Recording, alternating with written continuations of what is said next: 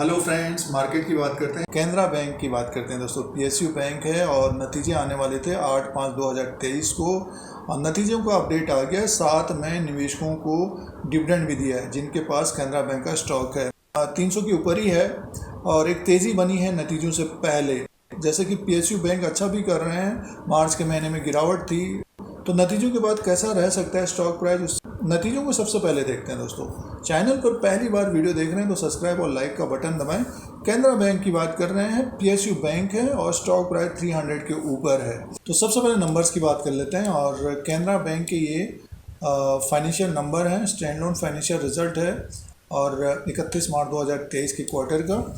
Interest earn की बात करते हैं तो देखिए 31/3/2023 के क्वार्टर में 23,909 करोड़ का इंटरेस्ट अर्न हुआ है और 31/12/2022 के क्वार्टर में 22,231 करोड़ का हुआ है और 17,861 करोड़ का एक साल पहले था। तो ये बढ़कर 23,909 करोड़ का इंटरेस्ट अर्न आया है कैनरा बैंक का। ये बढ़कर हुआ है क्वार्टर एंड क्वार्टर के हिसाब से भी, सालाना भी।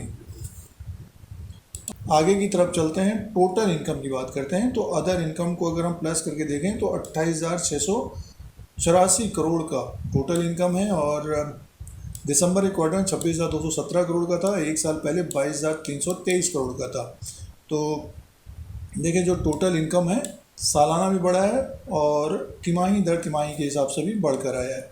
अब बात करते हैं इसके एक्सपेंसेस की बात कर लेते हैं। अब दोस्तों एक्सपेंसेस की बात करते हैं तो एक्सपेंसेस 21,432 करोड़ का है और टोटल इनकम है 28,684 करोड़ का। ऑपरेटिंग प्रॉफिट है 7,252 करोड़ का और 6,952 करोड़ का दिसंबर के क्वार्टर में था और एक साल पहले 6,201 करोड़ का था।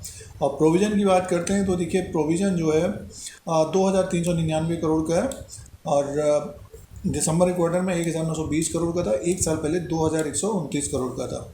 तो अब की बार प्रोविज़न थोड़ा बहुत ज़्यादा है। सीधे से देखिए इसका profit and loss for the period की बात करते हैं तो कैनरा बैंक का जो प्रॉफिट आया है 3,174 करोड़ का, 3,174.74 करोड़ का टोटल नेट प्रॉफिट है।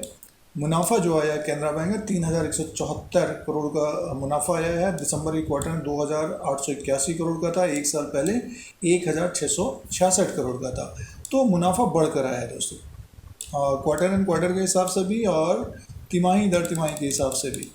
आगे की तरफ चलते हैं, इंपॉर्टेंट पॉइंट ग्रॉस एनपीएस और नेट एनपीएस की बात करते हैं और ये परसेंटेज में देख लेते हैं दोस्तों।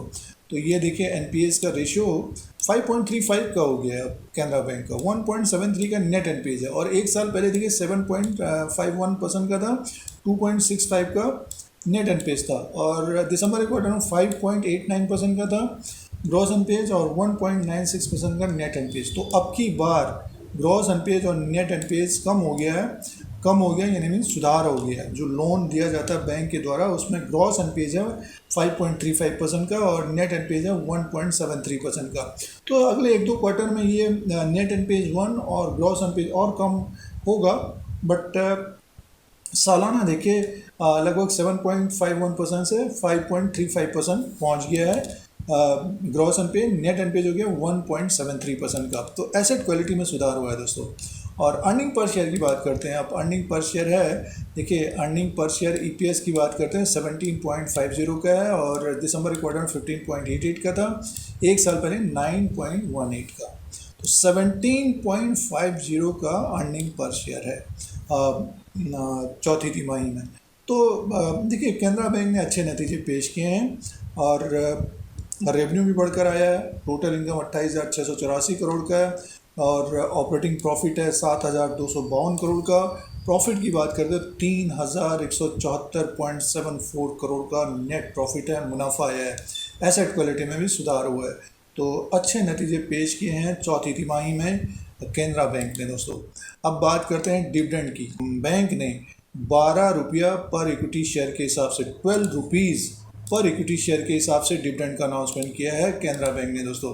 120% of face value 10 rupees each और ये शेयर होल्डर्स को मिलेगा रिकॉर्ड डेट के अनुसार। तो 12 रुपया पर इक्विटी शेयर के हिसाब से डिविडेंड मिलेगा। जिनके डीमैट में शेयर्स होंगे रिकॉर्ड डेट के अनुसार ही ये डिविडेंड मिलेगा दोस्तों। डिविडेंड की अलग कमाई होती है। चौथी तिमाही के नतीजे अच्छे हैं। डिविडेंड 12 रुपया पर इक्विटी शेयर के हिसाब से दिया गया है दोस्तों। कैनरा बैंक का जो मार्केट कैप है 55,260 करोड़ का है। फेस वैल्यू 10 रुपीज़ का है। बुक वैल्यू पर शेयर है 343 का। डिविडेंड यील्ड है 2.13 का और अर्निंग पर शेयर है 54 का है। तो देखिए 343 का तो बुक वैल्यू है। बुक वैल्यू से नीचे की तरफ कारोबार कर रहा है। फंडामेंटली देखते हैं तो एसेट क्वालिटी में सुधार हो रहा है, नतीजे अच्छे आ रहे हैं, तो डेफिनेटली स्टॉक अच्छा करेगा। और शेयर प्राइस जैसे कि आज थोड़ा बहुत मुनाफा वसूली देखने को मिल रही है और 305 के आसपास है, गिरावट में है। तो कुछ समय के बाद समय देने पे कैनरा बैंक से अच्छा रिटर्न मिल सकता है दोस्तों। तो बुक वैल्यू से नीचे की तरफ ही कारोबार कर रहा है। अब शेयर प्राइस की बात करते हैं। ये स्टॉक देखिए जो 24 मार्च 2023 को 273 से बढ़कर 318 320 तक पहुंचा था। तो यहाँ पर प्रॉफिट बुकिंग देखी जा रही है और नतीजे अच्छे हैं। तो जिनके पास कैनरा बैंक है हमारे अनुसार स्टॉक को होल्ड करना चाहिए। अब ट्रेंड में स्टॉक है। थोड़ा बहुत यहाँ पे जिनका कम समय का टाइम होता है तो प्रॉफिट बुकिंग कर रहे हैं। डिविडेंड दिया गया है, डिविडेंड मिलेगा आगे आने वाले दिनों में।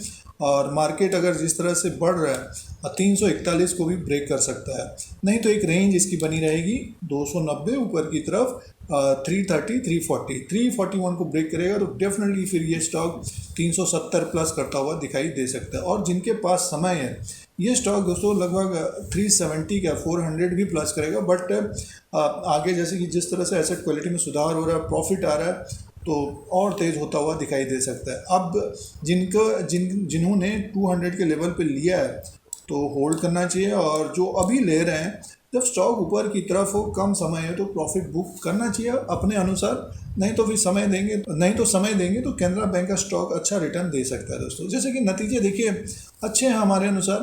आज थोड़ा बहुत प्रॉफिट बुकिंग देखी जा रही है इंट्राडे में।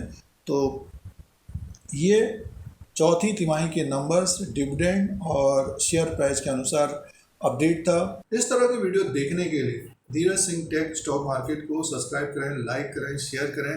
जय हिंद, वंदे मातरम।